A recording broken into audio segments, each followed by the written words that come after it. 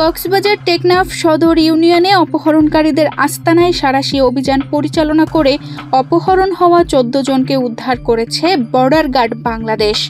১১ মে রোববার টেকনাফ ব্যাটালিয়ন ২ বিজিবির অধিনায়ক লেফটেন্যান্ট কর্নেল আশিকুর রহমান এক সংবাদ বিজ্ঞপ্তিতে এ তথ্য নিশ্চিত করেন। আপনারা জানেন যে আমরা দীর্ঘদিন ধরে এই এলাকায় যে মানব পাচার এবং অপহরণের ঘটনা ঘটছে সেটার বিরুদ্ধে আমরা কাজ করে যাচ্ছিলাম। এছাড়াও আমাদের সহযোগী আইনশৃঙ্খলা রক্ষাকারী বাহিনীরা তারাও নিরলস পরিশ্রম করে যাচ্ছিল। বান্ডেল থাকলে প্রতি সেনমানিতে টাকা বাঁচবে। বিকাশ সেনমানি বান্ডেল কিনে জিতুন প্রতি লেনদেনে।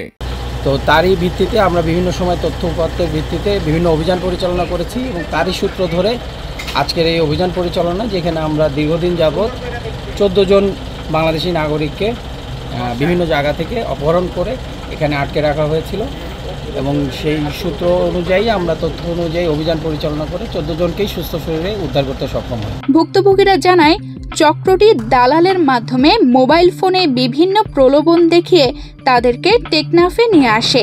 পরে সুযোগ বুঝে টেকনাফ ও মেরিন ড্রাইভের বিভিন্ন স্থান থেকে তাদেরকে অপহরণ করে দুর্গম স্থানে আটকে রাখে।